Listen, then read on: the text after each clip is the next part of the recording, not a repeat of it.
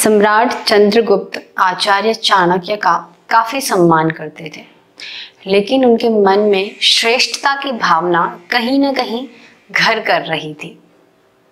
और आचार्य चाणक्य तो गुरु ठहरे, उनसे सम्राट की यह मनसा छुपी नहीं और वो उनकी श्रेष्ठता की भावना को भांप गए, लेकिन इंतजार कर रहे थे एक सही मौके का।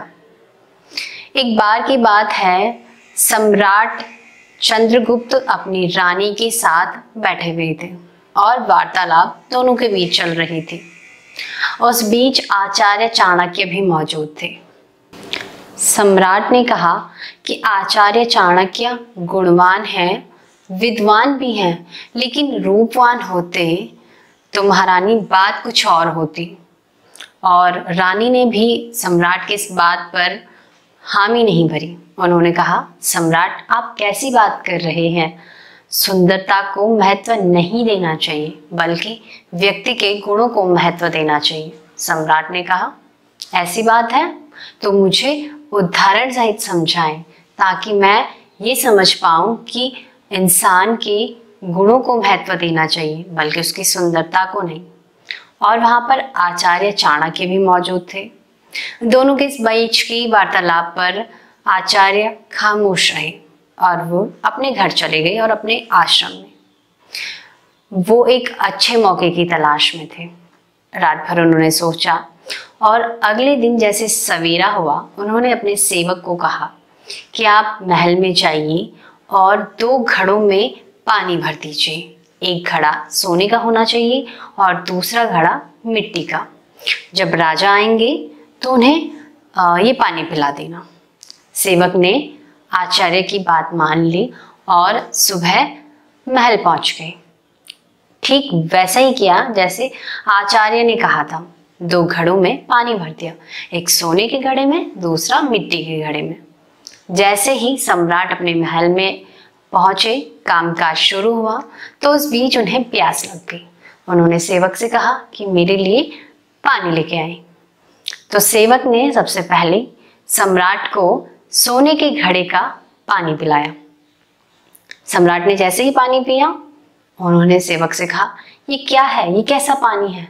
इतना गर्म क्यों? तो उन्होंने कहा, ठीक है, रुकिए, मैं आपके लिए दूसरे घड़े का पानी लाता हूँ। सेवक गया और मिट्टी के घड़े का पानी सम्राट के लिए लेके आ गया। सम्राट ने जैसे ही वे जल पिया तो उन्होंने कहा, कितना शीतल जल, और उन्होंने पूरा गिलास जल का पी लिया। फिर उन्होंने कहा कि ऐसा क्या था इस पानी में? पहले वाला पानी इतना गर्म क्यों था? तो सेवक खामोश रहा और उस बीच आचार्य चाणक्य ने जवाब दिया कि सम्राट, क्या आप इस बात से समझे? तो सम्राट ने कहा, नहीं। तो चाणक्य ने जवाब दिया कि महाराज, रंग, रूप और सुंदरता सोने के घड़े जैसी है, लेकिन क्या करें, ये तो किसी की प्यास ही नहीं बुझा पाया। और गुण मिट्टी के घड़े के जैसे होने चाहिए। हालांकि उसमें सुंदरता नहीं है, लेकिन वह किसी की प्यास अपने शीतल जल से बुझा पाता है। इसलिए इंसान की गुणों की तृप्ति होनी चाहिए। जीवन में रंग रूप का महत्व नहीं होना चाहिए।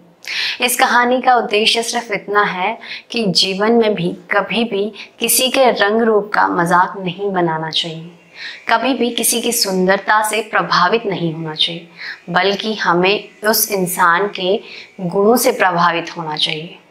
सामने वाले में कौन से गुण अच्छे हैं, उनसे हमें प्रभावित होकर सीख लेनी चाहिए, ना कि उसकी सुंदरता। अगर उसमें सुंदरता है लेकिन गुण नहीं, तो वो व्यक्ति हमारे किसी भी काम का नहीं है।